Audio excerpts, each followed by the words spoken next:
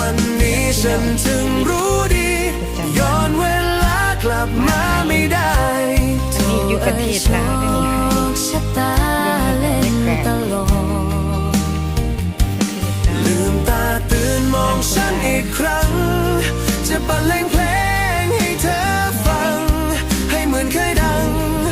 วันรักที่เราพบกันในวันนี้ฉันถึงรู้ดีย้อนเวลากลับมาไม่ได้โทรโชคชะตาเล่นตลอดลืมตาตื่นมองฉันอีกครั้งจะบรรเลงเพลงให้เธอฟังให้เหมือนเคยดังวันรักที่เราพบกันห่อนครับพี่น้อง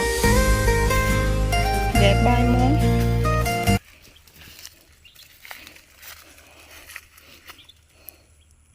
ผู้นั้นยางสาดก็มู